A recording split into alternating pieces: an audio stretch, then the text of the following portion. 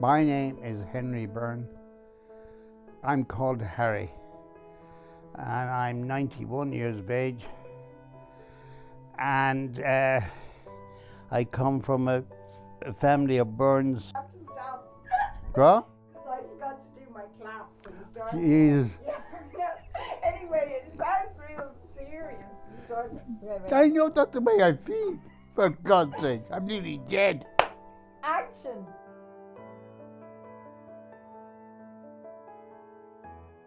So, Dad, how do you feel about being 91? Terrible. I never thought I would reach the age of 91. Yet here I am at 91, and in some ways I often wonder when I read about, isn't it marvellous? Well, I'm not quite so sure, because bits of you are beginning to fade. Doing that on purpose! I'm not.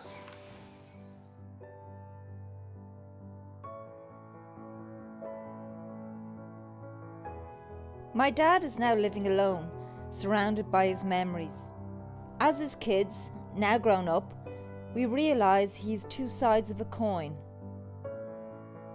An introverted extrovert.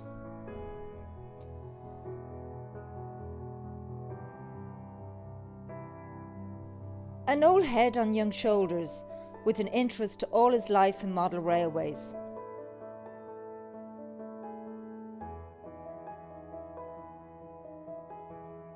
And one of my passions have been since I was a little boy was trains. Used to pass by my bedroom in the Wexford Mail and the Wexford Goods, and then at night time I'd see the light of the fire grate shining on the men's faces, and it looked to me most romantic. And the pound of the engines as they pulled maybe 400 or 500 tons up the hill. So I'd then go into modelling them. He is a perfectionist in everything he does.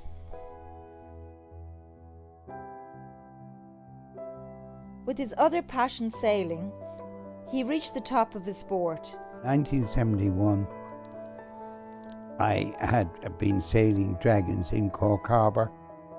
A property developer called Joe McMenamin, decided that he'd like to buy a boat and see if he could collect a crew to compete, to be selected by the Irish Olympic Council to represent Ireland in the Olympic class.